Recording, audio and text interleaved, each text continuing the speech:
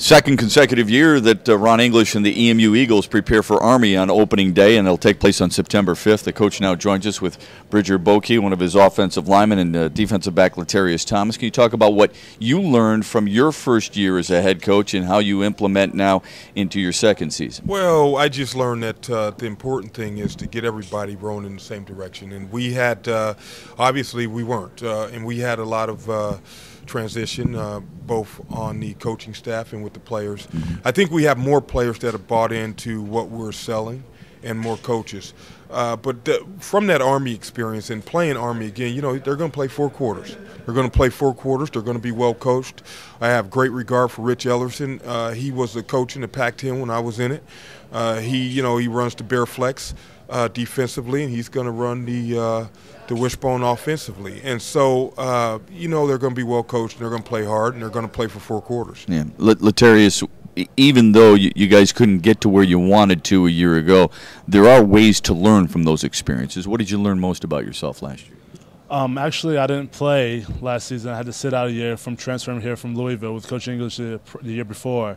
But last year I learned that, it's the little things do matter. The little offsides here, false starts there, they add up. And those are like a lot of those games that we lost were close. So now we're focusing on a lot of little things that we took for granted before. And it hurts, too, not to have a guy like Bridger Bokey in there who was injured as well. When you're watching from the sidelines, how frustrating can that be for you, Bridger, knowing that you could be a difference maker on that offensive line? It's very frustrating not being able to be out there with the team. And after going through the whole summer with them and working out with them every day and then not being able to play with them on game days, that was tough. Coach, what have you noticed different about your club in the spring? Talent level is up, no doubt. Obviously, spirits are high, but what is the biggest difference you've noticed about your club in the spring? Well, just a willingness to improve, and to execute the details like these guys are talking about. And, when you go to turn a program around, you need to change your culture. Mm-hmm. And there are some reasons that programs are down, whether it be lack of talent, lack of buy-in, lack of financial support from the leaders at the university, and our apathy, and all those things were in place there. But I think that the thing that this spring was the players have had a greater sense of buy-in. We're not where we need to be. I'm not naive enough to sit here and think that, but we are farther along than we have been. Mm-hmm. What is that message that you're buying into, that Coach English and his staff have been delivering? That the coaches have your best interest. If you really believe in the coach, you do what he says. You won't question it. Like, the thing is, like, if a coach tells you something you truly believe and you bought into it, you do it without questions asked. Bridger, you're a guy who's a leader on that offensive line, and the offensive line will be so very, very important to the team's success. You talk about what type of message you're delivering to your teammates that Coach English has given to you and you want to make sure is reinforced on a day-to-day basis. Pretty much just finish everything, like when we run and stuff, and when we're in the weight room, give it everything you have, mm-hmm. and don't hold back. Don't worry about failure. Just give it all you can. Coach, you talked about the resources. You have an indoor practice facility now. How important has that been for your ball club? Well, I think that what has happened is that Eastern Michigan, the players have not been able to develop year-round. And I think part of Bridger's issues were because of the surface he was training on. We were training on the track surface, and so we had my first year I just winced because of all the shins. We had a bunch of shin splints and hip injuries and so on and so forth. So we can't ask for more out of our administration right now with our president, our board of regents, and our athletic director. I mean, what they've done. When I came here, first thing I walk in the team room and I said, this is a mess. I mean, it was cinder block walls with holes in them, and they had ratty carpet, and they had these flimsy chairs with no lap desk. And so we spent about $80,000 in there. This year we finished all the breakout meeting rooms, position rooms. In the summer last year, I asked, I want you guys to throw 7-on-7 on the grass. They wouldn't go on the grass. I said, why? It's holes and rocks and glass. And so not only did we put up that indoor facility, but 2 brand new grass practice fields that are full-size fields that are going to be unbelievable practice facilities for us. So I'm just so excited about the leadership of our university.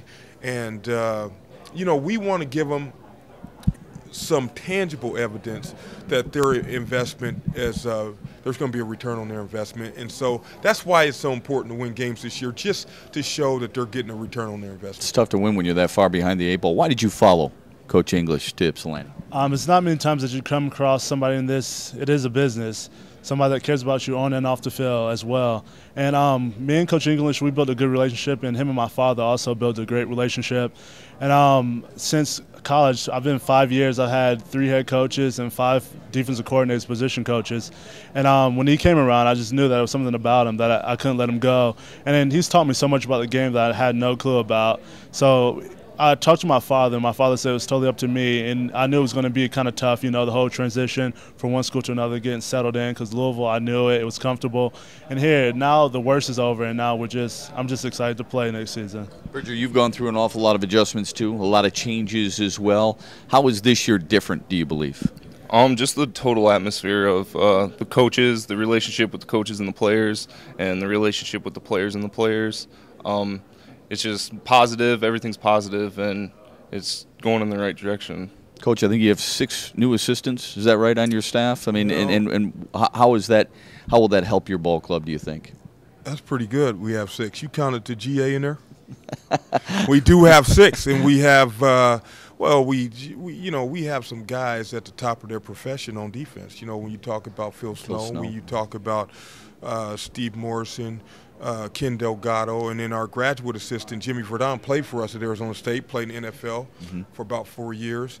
And then Dion Maddox, you know, he's the young pup of the group, but he's an MBA guy with his MBA. He's smart and cares about kids and ran a lot of camps, so he's been around kids for a long, long time. And then Doug Downing's a pro. His dad coached in Indiana for many years. You know, he's won championships at Toledo. He's been coaching running backs his whole career. So it's, you know, I feel so much comfortable. You know, we have some experienced guys who know what they're doing. But the other thing you need is guys who've been a part of this process, because they don't get distracted. And I always talk about distractions because, let's face it, you know, LT referred to it, it is a profession, and you only have so many years to turn the place around. And if I learned this from Bruce Snyder, if you get distracted, you're not going to make it. And so you have to stay focused, and you can't let the ups and downs and the disappointments as well as the highs deter you. You just have to stay the course. Yeah. That's an interesting philosophy. It's also interesting, the non-scheduling philosophy. I don't know how much you had to do with it or how much was in place by the time you got here. But when you're going to Columbus, Ohio to take on Ohio State, and you're going to Vanderbilt to take on the Commodores, and you're going to Virginia to take on that club, I mean, that's pretty aggressive. That's ambitious. Now, that schedule was here before even our current AD got here. So that was something that we have to live out. But I think the important thing is you have to go in there and you got to fight and you got to play to win. And to me, what that means is if you got to play run trick plays, you run trick plays, or if you want to blitz more or whatever. But it means that you play as hard as you can play and you play to win. And the other thing is you develop throughout the games. And that's really how I try to look at the games as well as the practices. You know, you can get better from the start of a game to the end of a game. And that's why I think the coaches need to do a great job of coaching the players during the games, because you make a lot of improvements there as well. So I'm just looking forward to the season. I'm so excited, as I'm sure you can tell, about this season. And every week I'm going to be excited to go out there. It doesn't matter who we play. Yeah, I don't think there's any question about that, win or lose. You're like that. Latarius, when you look at the Mid-American Conference, I mean, you're a guy who comes from Louisville. You're used to a certain level of competition. How much did you know about the Mid-American Conference, and how much more educated are you about it now? I didn't know much, to be honest, coming into it. But now, you know, big games. I've been in a few big games, but no game's bigger than the game that you're in coming up, you know. So I'm going to treat each game just the same as if I was at Louisville or somewhere else. Coach, did you learn anything different last year that you can implement this year? Yeah. You've been doing this for a long, long time at so many different programs and high-level programs and well-respected programs. What is it that you learned last year that you'll implement this year that is different, whether it be off-season, on the field, or off the field? Well, there are a lot of things, but the main thing is it just really solidified my philosophy from all of the knowledge I've gained from all the different coaches in terms of turning the program around. And I think the one thing that I'll do a better job of, you know, Bill Walsh is interesting. When Bill Walsh was going to quit. I don't know if you knew that, but Bill Walsh was going to quit. before they won the Super Bowl at San Francisco. He's going to quit. They lost a close game. I was telling these guys, sharing with these guys, they lost a close game to Tampa Bay when you're down in Tampa where they got, I think it's Ray Wersching. He kicks the winning field goal. Right. And they get a penalty. He kicks it through again. They get a penalty. They lose the game. He's going to quit.